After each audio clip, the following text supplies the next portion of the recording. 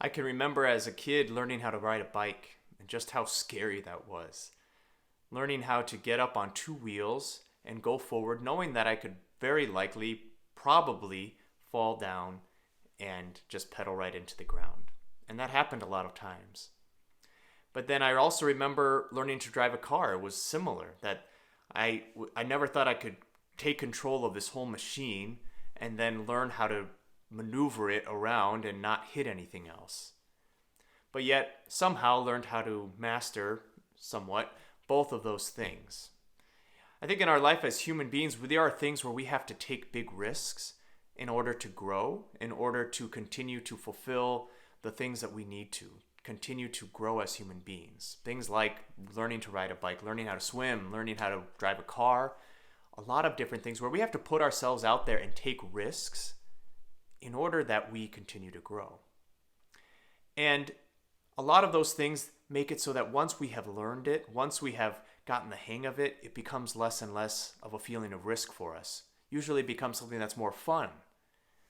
But there are some things, I think, in our lives where we have to take a risk, and it's difficult every single time to take that risk.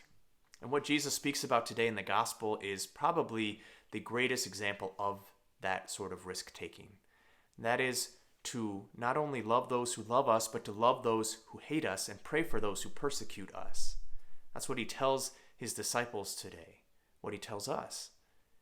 To love those who hate us, to love those and pray for those who persecute us. That's not easy. That's something that makes us very vulnerable. It's a great risk to us.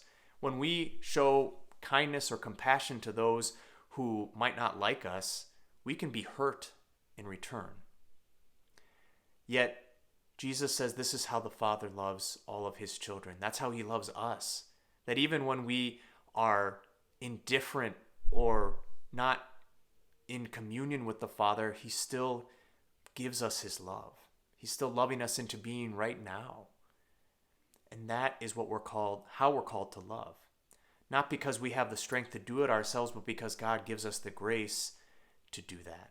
He gives us the grace to love as he loves. And it's not easy. And every time it's a risk. But what happens is that we start to believe more in God's plan for us and his love for us than in the safety we feel that we are obtaining from not taking the risk. In this way, we never grow. We'll never grow in love if we cannot learn how to love those who don't love us.